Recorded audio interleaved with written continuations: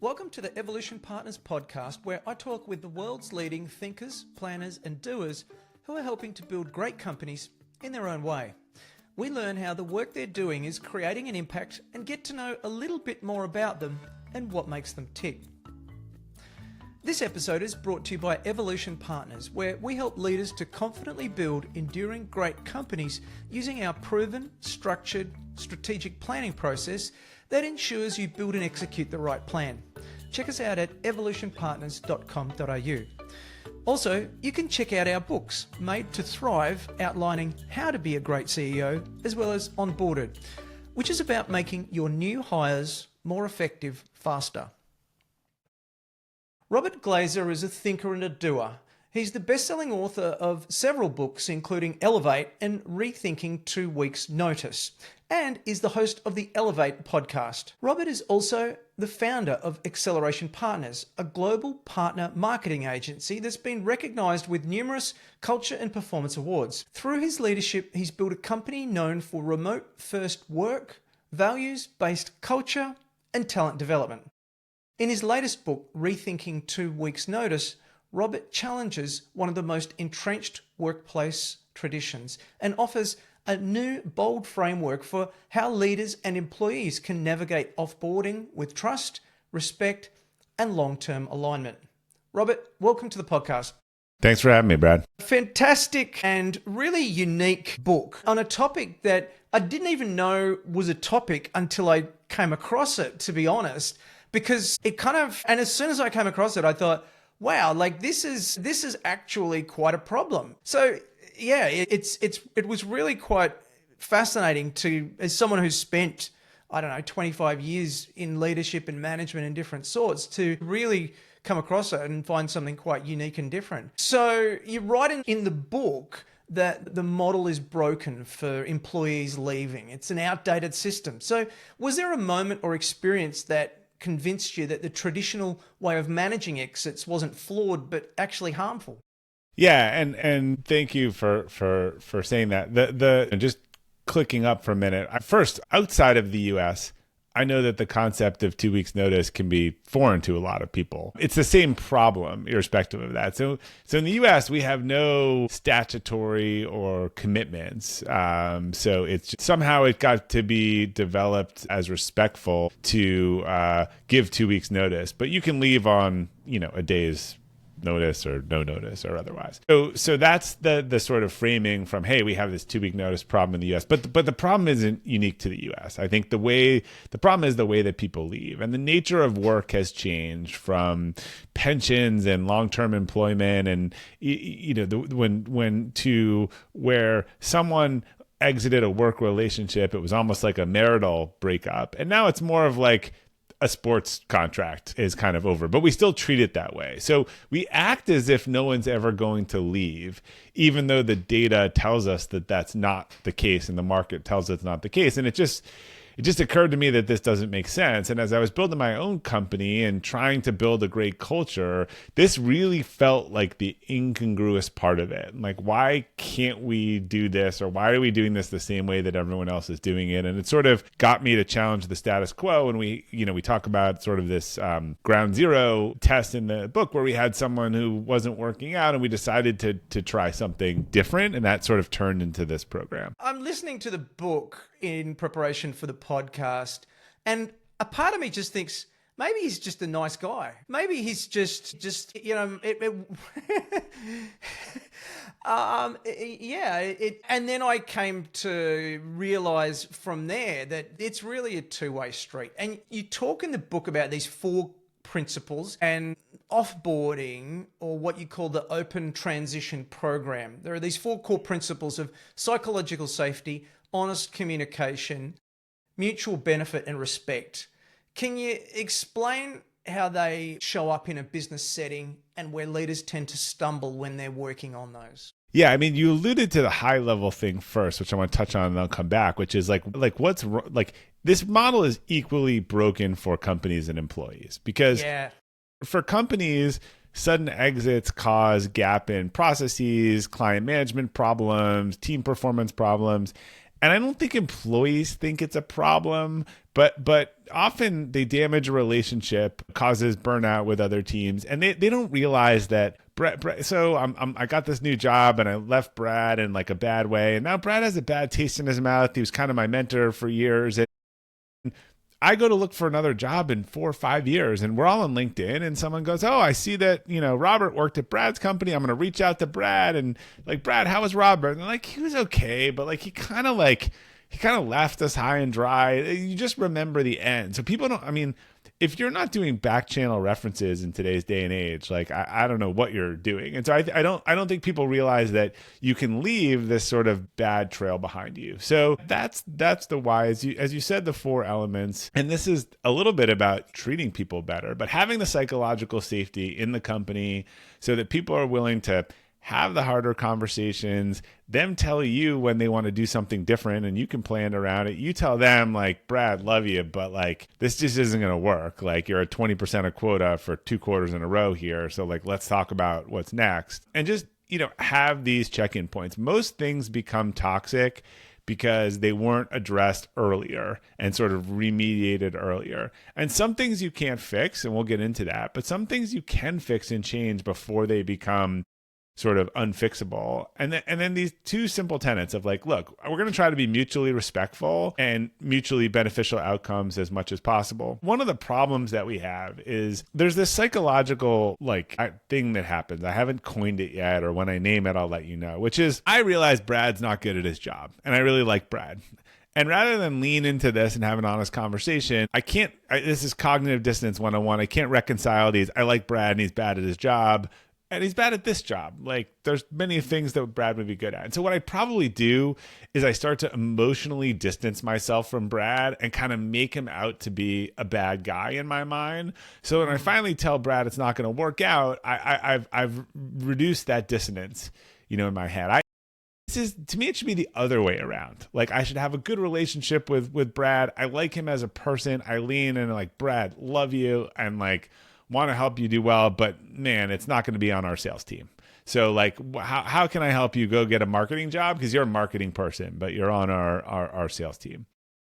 That I just think leads itself towards a lot better outcomes. And why people get pissed and sue, and obviously we're much more litigious over here, is usually issues of respect.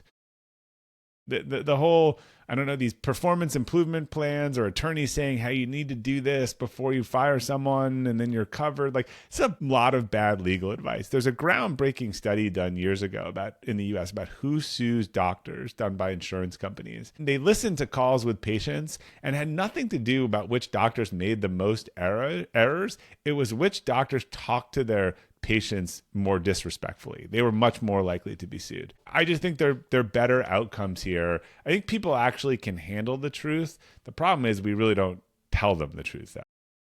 And why? Why do you think that is? I mean, I spent 3 years writing a book about onboarding, and it really came down to, we just need to tell people the truth. Like, we just need to talk to people about, look, you need to course correct here. And I think that the research shows that inversely, that's what people want to hear. They don't want to hear criticism necessarily, but they do want to hear real feedback. Why do you think this is the case?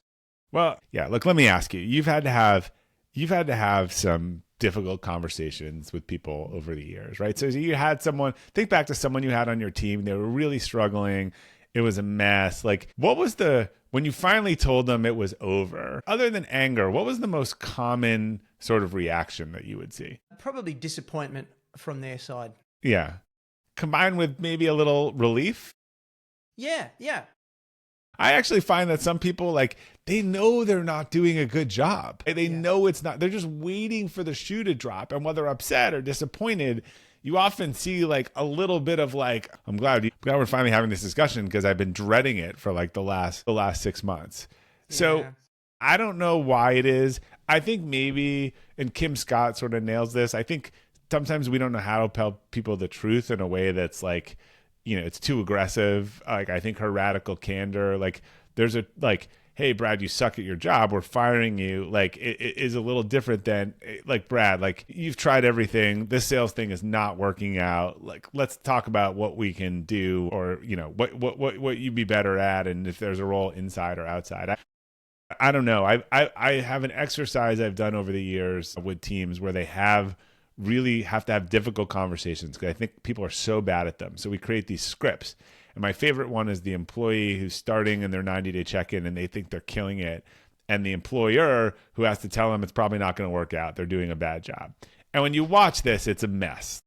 Yeah. The employee has no idea because the employer is doing the whole bleep sandwich and doing like a compliment and then a comment and then and then a criticism. And we end up like having people watch it, stop, give them feedback. And when they go back the second time, and these are two people in like character roles and they don't even know. And the person would tell you, I don't know, this whole thing feels weird. It's awkward. It's fake and it's awkward. And the second time they start, the person after coaching, it's like, Brad, we got to have a difficult conversation. And the person playing the other person, we interview and they're like, that actually felt so much better. Like, I knew what he wanted to talk to me about. Like, even in the role play, they're able to say, like, it was a real conversation. So I think we assume people can't handle the truth. I think we're just like, either we're afraid to tell them or we wait too long to tell them that we've made a mess of it. And then it's like, it's too late. Yeah. Yeah. And it's easier to not have the conversation and kick the can down the road for another day. I mean, I saw a study that the day that a manager is most likely to have a heart attack is the day before they have to fire someone. I should have used that stat in this book. Right. Because they know they're going to they're going to surprise them. They're going to shock them. It's going to be painful. It's going to be hurtful because probably this is the first time they've talked about it, before. And if this was one of many conversations and you've had it, you shouldn't have that sort of stress. We're not addressing these issues early on. And you'd be surprised. And I talked through some scenarios in the book. There's a bunch of situations that can be fixed if addressed early on. If you wait till everyone's in a death spiral, then it's not going to happen. Yeah, to that death spiral, I had Lee Branham on the podcast and he spoke about, his book was The 7 Hidden Reasons Employees Leave. So he'd studied 20,000 exit interviews, or he performed 20,000 exit interviews. And he said that there is one event that occurs and they start walking down a series of stairs out the door. I'd like to switch the conversation to Elevate, your other book, and the connection between the two, remaining on topic around rethinking 2 weeks notice. But in Elevate, you talk about building capacity across these 4 dimensions of spiritual, intellectual, physical, and emotional. So have you thought about, or how does that framework shape the way that you lead through supporting someone who's leaving or the transition out the door? Yeah, so one of the key hallmarks of the capacity building framework is that we're trying to build better overall people. And we're trying to have better outcomes, better people. As the old CFO, CEO thing, well, what if CEO, well, CFO, well, what if we train them and they leave? And the CEO says, well, what if we don't and they stay? So we're trying to do that. And if you work on those capacity, but if you understand your core values and what you're good at and your relationships and your mental and physical health, then like we're trying to get to what's the best outcome. And sometimes you would self-identify, this is not the right spot for me. Like, I don't agree with this company's mission or vision, or I'm a marketing person and I'm in sales, or I'm a salesperson, I'm in marketing. This is not what I'm going to be good at. So it goes on this premise of both things. Like, let's work on the people and help the people. Leadership and parenting have the same data in terms of what's most effective. Shockingly, parents are doing the opposite these days. But it is this like high love and high standards, to simplify it. And where I think we hold these things as mutually exclusive. I can really like the person I work for. I heard someone tell me a story. They love this guy on their team. They want to be friends with him, but like, he was at 50% of quota. Like, like I've heard this story all the time. And for the business, they just can't let that go on. So brain does all kinds of stuff with cognitive dissonance to try to avoid these difficult conversations or make our behavior all the same, which is I like you or I don't like you. I don't know. I think there's opportunities here to just think a little more clearly and better and try to support the whole person while also making the best decision for your business. Anytime someone tells me that they have like I was having a conversation earlier, anytime someone tells me they have a kind of problem around performance or otherwise or expectations, I'm always like, do you have a a metric or a dashboard system where people are like reporting into, where there's accountability, where it's really clear on a weekly basis that they're doing what they need to do or not doing what they need to do, because that really just solves a lot of these problems. And a lot of people will come to you and say, I mean, I'm at red lights for the last, 12 weeks. Like, clearly this can't go on. No, but at the heart of the issue, I think, is we seem to think that people will stay in a company for eternity. Yeah. We seem to think that employees will leave and we have some kind of stewardship or ownership over them, and it just doesn't ever happen that way. People will come and they will begin and they will stay, and then eventually one day they'll leave. They'll leave, and the part we forget about is then they're alumni. And if you think about Net Promoter or Net Detractor, if you have 200 net promoters out there who, because look, I'm surprised. And, I know everyone with the kids these days, but a lot of 20-year-olds, they work somewhere for 18 months or 2 years. They leave. They're really happy. They're like, yep, loved it. Like, okay, I'm not psyched about that, but I'd rather they move on and tell everyone else that it's a great place to work, and not, hit them on the door on the way out. So we refer to at Acceleration Partners, we always called it our alumni. And we thought of it as like McKinsey does, an alumni group that can advocate for us, that can hire for us. And because it's not over when it's over anymore. It's where we live in a very networked world. And so for leaders who used to understanding that loyalty is longevity, like, how do you deal with that? How do you get that mental shift to occur and get them to see the conversations around leaving, which might take place months and months and months before they actually leave? How do you get them to see that with the mindset of loyalty instead of longevity as healthy instead of threatening? Well, I would ask them, okay, so tell me about this in the reverse. Do you have pensions? Do you let go of people? Do you give them 10-year contracts? Like, are you just expecting this as a one-way street? I mean, this used to be a two-way street, right? It was expected you worked forever and there was no mobility, and the companies acted that way and the employees acted that way. So I think it's trying to get people, when I have some of these conversations, it gets them to the reality, right? They're sort of in this reality. Okay, so how long do people stay at your company? Well, 24 to 36 months is the average. Okay.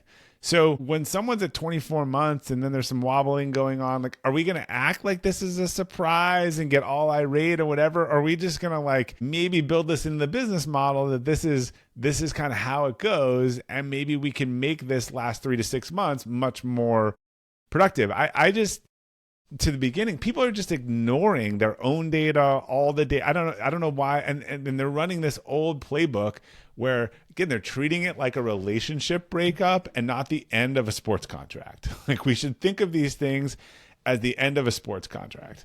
They just don't have, look, we'd be better off in business if people sign 2-year contracts, because then you come to the end of it and be like, look, we're at the end of the contract. We're going to talk about a renewal, and we might be on the same page, and we might not. Your performance could be down, and you want the same amount of money. Your performance could be way up, and we don't want to pay you what you want. But I mean, there's an argument even that relationships should do that. Like, where you have this point of saying, do we want to keep doing this? And really, that's kind of what we're in, a contractual mode. And I almost think you should think of it as like a 2-year contract. And as you get to that period, like, make sure everyone's on the same page.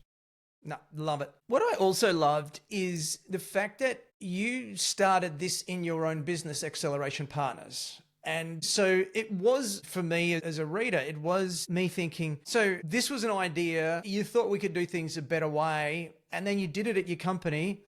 What happened? Changed in the company? And then what surprised you the most, maybe? Yeah, I think it changed. Look, it was harder than I thought to get people to believe it, because they were so used to the current way of doing business. So I underestimated how many times we'd have to repeat this in our own company, and even to show case studies and examples. But it surprised me how easy it was, and how natural, and how much better it was. I have a lot of people who tell me this won't work for this reason or that reason or problematic. There's one thing all of these people have in common. They've never done it before, because I have a whole nother group of emails that I keep from people around the world who've read the book or seen my talk or were a friend of mine or heard me do the TED Talk or talk about it. And they're like, and even without all of the resources of how to do it in the book, they kind of were like, I have this problem coming up and I'm going to try this a different way. And I can't believe how much better it was. I mean, that's generally the universal thing of people saying, I was so surprised like how much better it was to just initiate a real conversation and try to get to a better outcome. And so what's the biggest criticism that you've had, or most challenging question that you've had, and how do you rebut that, or how do you respond to that regarding the open transition OTP? Yeah, there are a bunch of them. Like I said, the majority come from people that haven't done it. I think my favorite one comes from they'll be too toxic, or they'll steal things, or, you can't do this. I guess it won't work for all employees, or people will slack off, a bunch of these. So the most common one, or that we use performance improvement plans, which we talked about a little bit. My problem with the people are toxic or they're going to steal things, there's two misconceptions in this. One, this program is, if it's January 2025, let's say, we're already past that. And you're going to have someone quit in October of this year because it's a mess, and that all blew up in September. This program meant that there were some early conversations in February or March that happened that sort of kept you from getting to that October blow up, right? The whole point is you started something earlier and you figured out something you could fix or otherwise, or figured out it weren't going to fix it, and you had a mutually agreed upon path out. This thing that people are going to steal stuff or behave badly or be toxic. If you're helping someone leave their company, you're helping them find a new job, and you think like that's the point we're going to do this stuff. What you're kind of saying is that the devil we know is worse than the devil we don't know, and the devil you don't know is always worse. People have what I call quit and stay. They decided 9 months ago they were leaving your company, and that's when they started stealing the stuff and copying the file. They do all this stuff before you're looking at them or on their radar. So when you're fighting with them the last couple of weeks, all that damage has already been done. Rather than, is someone really going to do all this stuff while I'm helping them find a new job in a 3-month position? Finally, like when someone says like everyone leaves our company, really toxic, or they're stealing things or whatever, this whole thing, I'm like, all right. If that many people are leaving your company toxic or stealing stuff, one of two things are true. You are hiring terrible people, right? Like consistently, and not doing a very good job screening, or there's something about your culture that is making them really angry, right? And those are just inconvenient realities, I think, for a lot of people. Yeah. I don't know that we've fully explained the OTP model, probably to my mistake. Maybe you could just walk us through what it is. We've kind of elaborated, danced around the edges. Maybe just give us the quick overview of what is the OTP model. Yeah. So we talked about the sort of 4 foundations, and then basically it starts with making it psychologically safe for people to have these discussions. Earlier discovery of problems, getting to the root of these problems, seeing what is fixable versus not fixable. And a lot of the basis of the program is fixing a problem before it becomes irreversible. There are things where you can fix the issue, and maybe it was on your side. Maybe there's a new role, or maybe someone really kind of does need to move on. But the pieces of the moving on piece. So if you say, look, we're going to part ways, often you would do this over a 90-day period. The person would keep working. They would start interviewing, and they would start ramping down, and you would look for their replacement. And I say there's like 7 steps to kind of the leaving part of the open transition program. And that's like having a written plan, having a clear timetable. It's got to kind of be in writing, clear communication. Like Brad's like, look, I'm starting interviewing on this job. It's going well. It might be faster than we thought. The company opens its Rolodex to really kind of help the employee, provides internal resources, possibly offers, third-party support, and then do things to sort of make it personal. If someone needs a certain type of training or otherwise, you're trying to, instead of paying a severance or a gardening leave or something, you're trying to use the company's resources and your time there to have that person become like a productive member of your alumni. So again, it's kind of what it says, the open transition. A lot of the program is to, again, stop this from happening in the first place. But it is notion of that it's okay to have this open and be having this discussion that I know Brad's leaving our company in 90 days, and like this isn't a secret, or we don't dance around it or otherwise.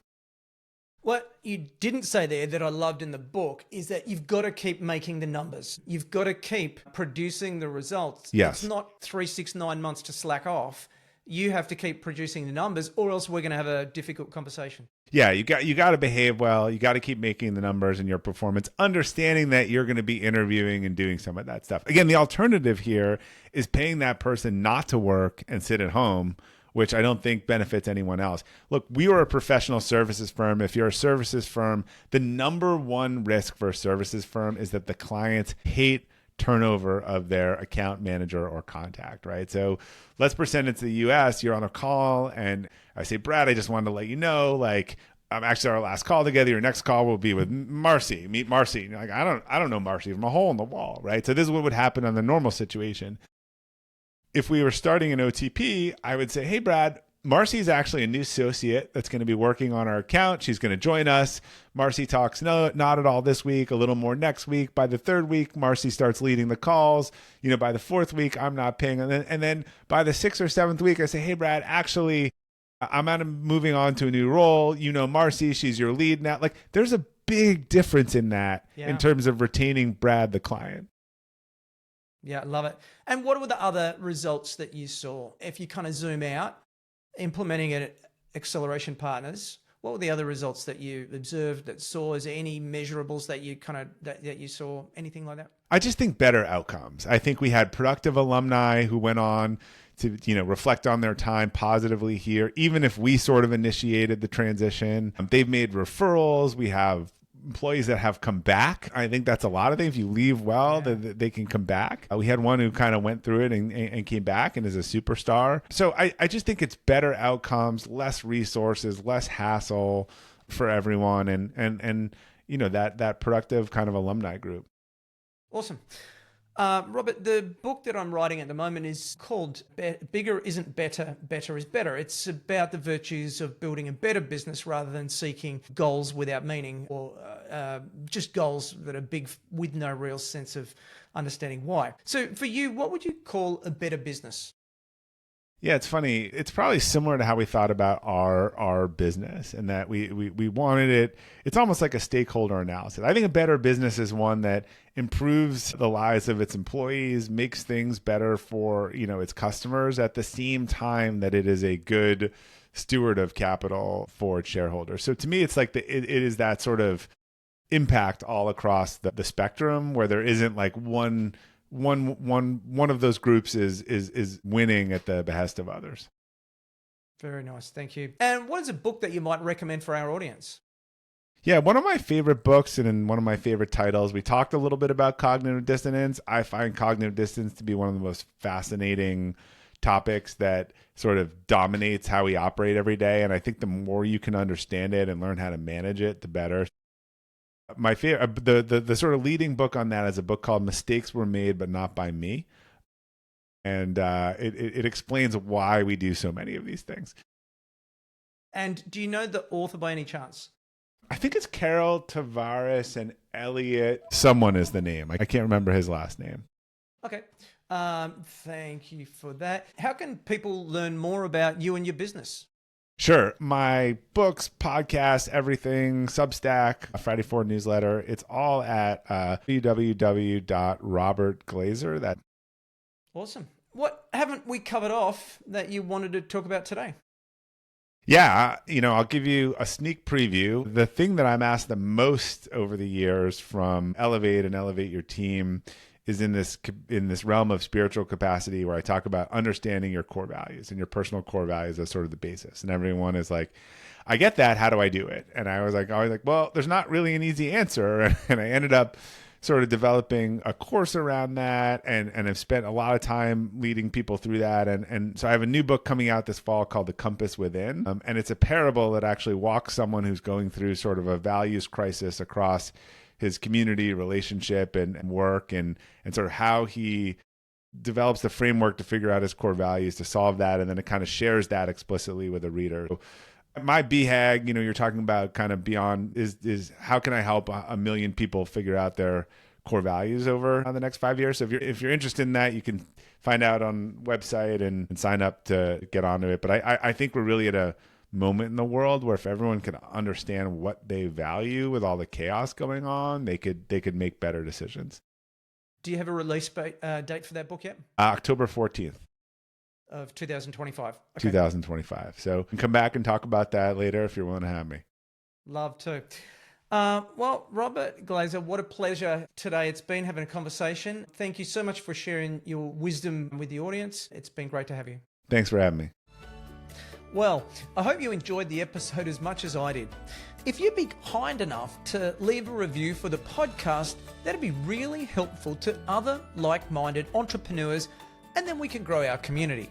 If you want to find out more about our guests, head over to evolutionpartners.com.au/podcast, where you can find show notes and other additional reading. Hope to see you back next week. Until then, keep thriving.